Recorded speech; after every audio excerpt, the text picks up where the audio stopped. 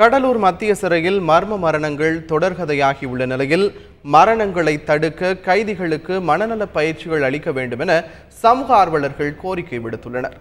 கடலூர் மத்திய சிறையில் தற்பொழுது 800க்கும் மேற்பட்ட விசாரணை மற்றும் தண்டனை கைதிகள் உள்ளனர். கடந்த 5 மாதத்தில் 3வது கைதி தற்கொலை செய்துள்ளார். விழுப்புரம் மாவட்டம் வட ஆலப்பாக்கத்தை சேர்ந்த விசாரணை கைதி ஜெயக்குமார் என்பவர் தற்கொலை செய்துள்ளார்.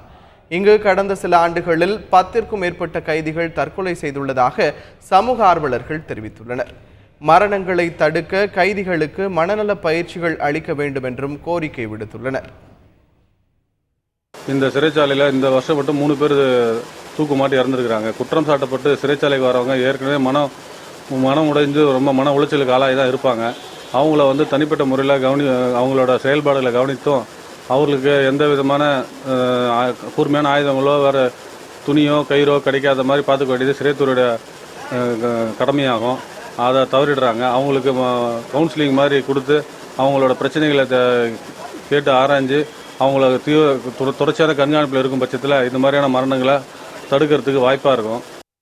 தவறு செய்யும் மனிதனை திருத்தும் இடமாக சிறைச்சாலைகள் திகழ வேண்டிய நிலையில் கடலூர் மத்திய சிறை இதற்கு எதிர்மறையாக உள்ளதாகவும் சமூக ஆர்வலர்கள் தெரிவித்துள்ளனர். சிறையில் ஏற்படும் உயிரிழப்புகள் தடுக்கப்பட வேண்டும் என்று வலியுறுத்தியுள்ள சமூக ஆர்வலர்கள் சிறைச்சாலை மரணங்கள் குறித்து விசாரணை நடத்த வேண்டும் என்றும் கோரியுள்ளனர்.